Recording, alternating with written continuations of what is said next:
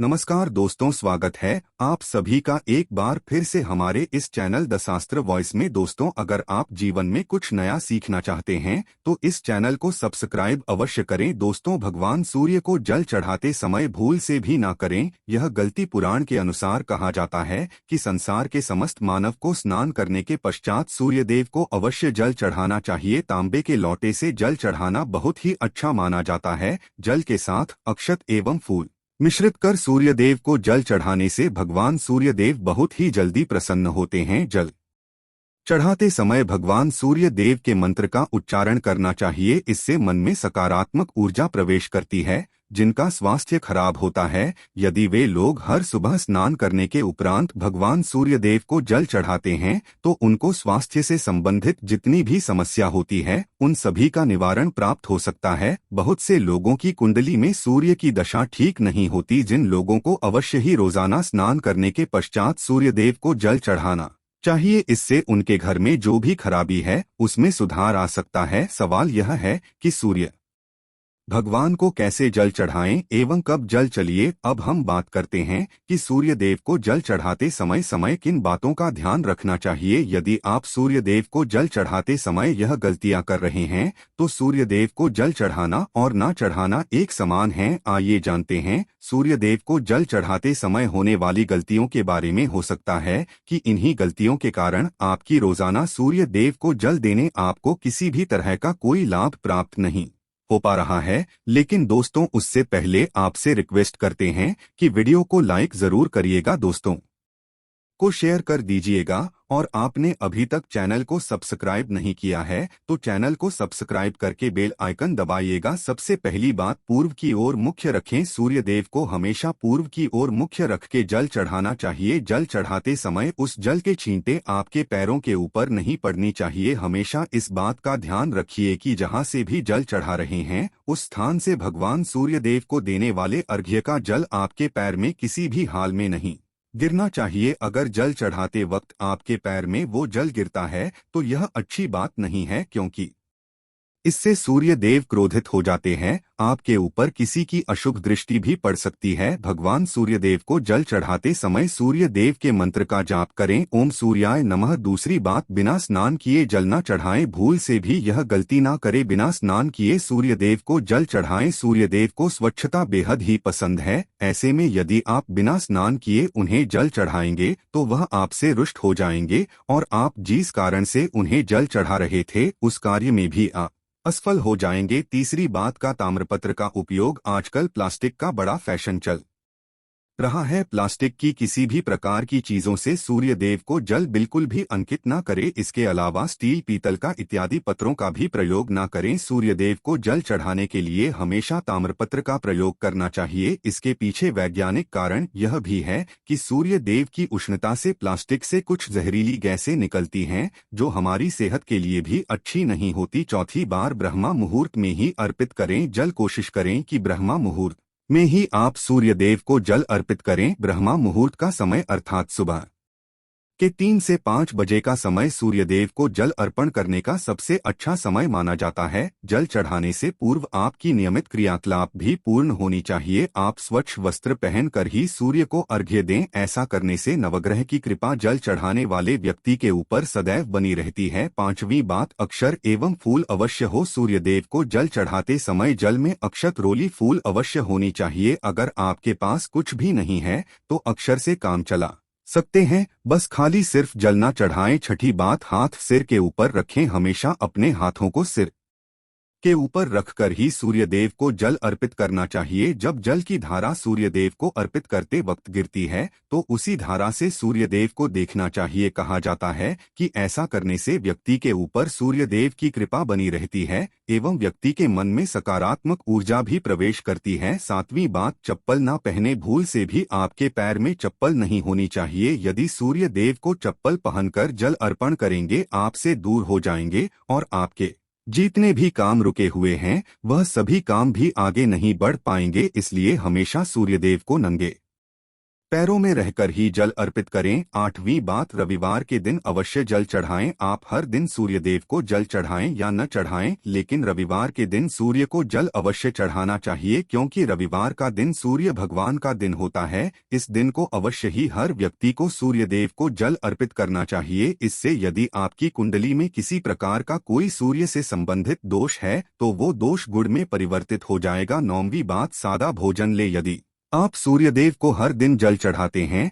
तो इस बात का अवश्य ध्यान रखें कि आप रविवार के दिन मांस आहार का सेवन करें। लाल रंग की सब्जी, मसूर की दाल न खाएं। यदि आप रविवार के दिन मिष्ठान ग्रहण करते हैं तो यह बहुत ही अच्छी बात है। रविवार के दिन लाल कपड़े भूलकर भी ना पहनें। अब बात करें उपायों के बारे में, तो रविवार का दिन भगवान सूर्यदेव को ही समर्पित होता है। रविवार के दिन भगवान सूर्यदेव की पूजा करना बहुत अधिक लाभदायी होता है। वैसे तो हमें प्रतिदिन ही सूर्यदेव की पूजा करनी है, लेकिन विशेष रूप से भगवान सूर्यदेव की पूजा कर लेनी चाहिए तो आपको एक तांबे का पात्र लेना है। उस तांबे के पात्र में आपको जल रखकर सूर्यदेव को हर रविवार को अर्पित करना है। अगर आप प्रतिदिन नहीं कर पाते हैं तो रविवार को जरूर करें। वैसे आपको प्रतिदिन सूर्यदेव को जल जरूर देना चाहिए। चाहे आप कोई भी पूजा नहीं कर पाते हैं, समय नहीं है आपके पास, तो सिर्फ स्नान करने के बाद सूर्यदेव को जल अर्पित कर देते हैं, तब भी आपके जन्म कुंडली के ग्रह दोष समाप्त हो जाते हैं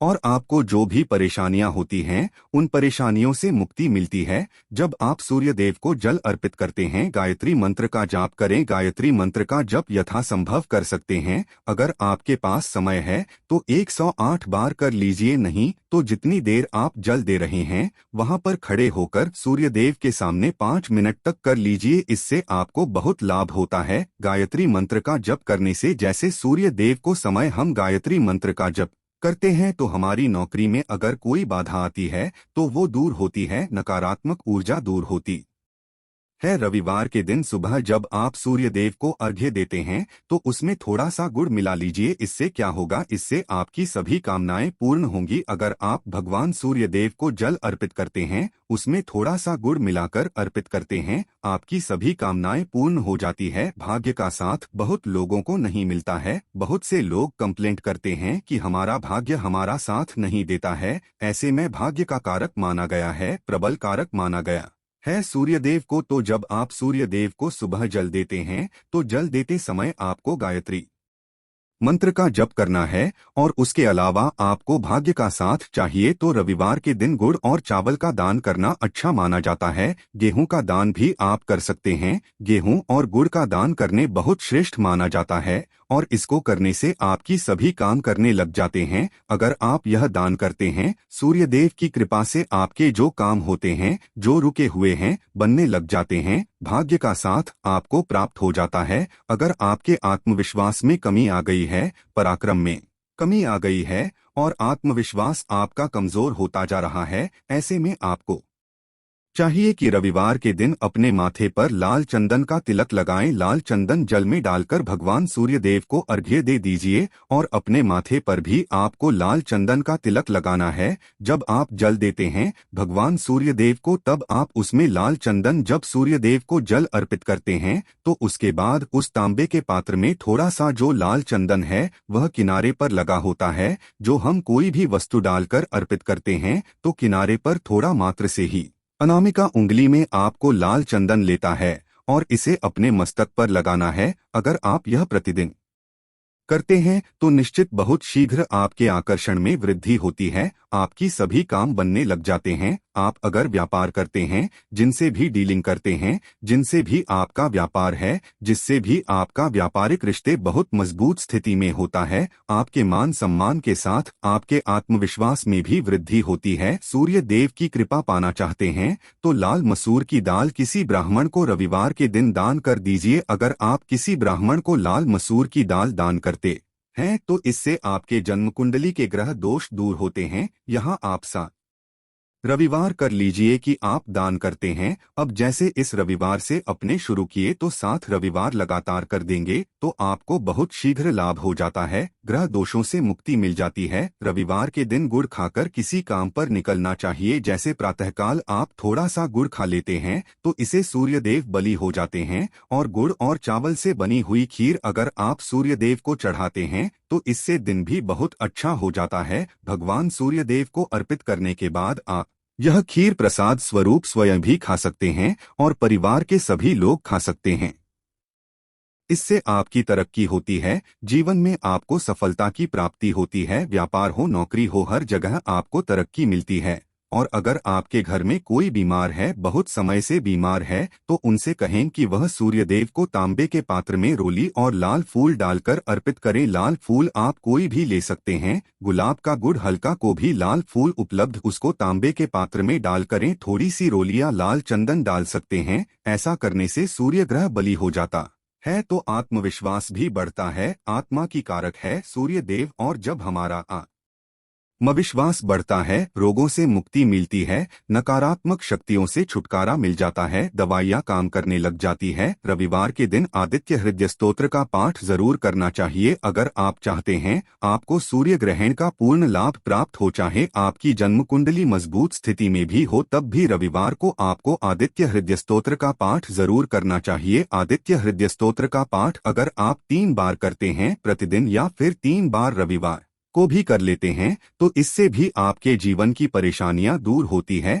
आपके मन में कोई भी काम ना हो, जैसे हमने शुरू में ही कहा था, गुण चाहिए, संतान चाहिए, सम्मान चाहिए, आत्मविश्वास चाहिए, शिक्षा में सफलता चाहिए, नौकरी में सफलता चाहिए, सरकारी नौकरी चाहिए। जीवन में आपकी कोई भी समस्या हो, हर समस्या से मुक्ति पाने के लिए आपका आत्मविश्वास बली होना बहुत आवश्यक है। अगर आपके अंदर आत्मविश्वास होगा तो आप कोई भी समस्या से मुक्ति पा लेंगे। और आत्मविश्वास की प्राप्ति तभी होती है जब सूर्य हमारी जन्म कुंडली में अच्छी स्थिति में होते हैं। एक बहुत ही अचूक उपाय हम आपसे शेयर करने वाले हैं, इसे आप जरूरी कीजिए। अगर आप किसी भी प्रकार से किसी भी समस्या से घिरे हुए हों, कोई भी आपकी विशेष कामना है, तो यहाँ आप जरूर कीजिए। सूर्य को आप जब जल देते हैं तो जल देते समय आपको एक बेलपत्र डालना है, और इस बेलपत्र के साथ आपको भगवान सूर्य को जल देना है। तो आप तांबे का पात्र ले लीजिए, उसमें थोड़ा सा गंगाजल डालें, थोड़ा सा जल डालें, एक रोली डालें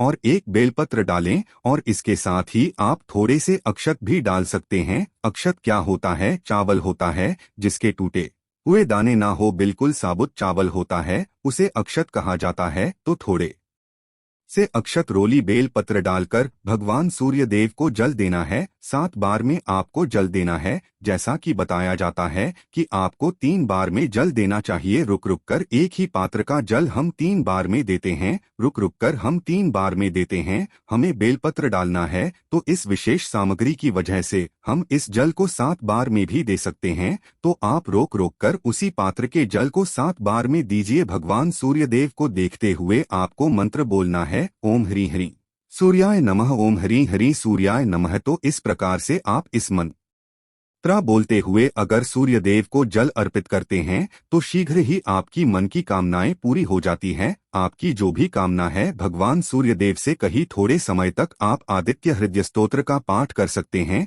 चाहे तो 1 बार, 3 बार या 108 बार गायत्री मंत्र का जप कर लीजिए, या भगवान सूर्य देव का कोई भी एक मंत्र जिसका आप 108 बार जप कर सकते हैं। जरूर इस प्रयोग को करने के बाद कीजिए, इससे आपकी कामना बहुत जल्द पूरी हो जाती है। दोस्तों, आज की वीडियो में हमने सूर्य को मजबूत करने के उपाय बताए हैं। सूर्य को मजबूत करना बहुत आवश्यक है। सूर्य आत्मा के कारक है और बहुत जरूरी है। आत्मविश्वास का बली होना। अगर हम जीवन में किसी भी प्रकार की सफलता पाने चाहते हैं तो आप प्रतिदिन सूर्य देव की आराधना कीजिए, और रविवार के दिन विशेष रूप से कीजिए। यदि आप रविवार के दिन बरगद के पेड़ से टूटा हुआ पत्ता लाकर उस पत्ते पर अपनी मनोकामना लिखकर इस पत्ते को बहते जल में प्रवाहित कर दें, तो माना जाता है कि इस उपाय से आपकी मनोकामना पूरी हो सकती है। उम्मीद करते हैं आज की वीडियो से आपको लाभ जरूरी होगा। आज के लिए बस इतना ही दोस्तों। अगर आपको वीडियो पसंद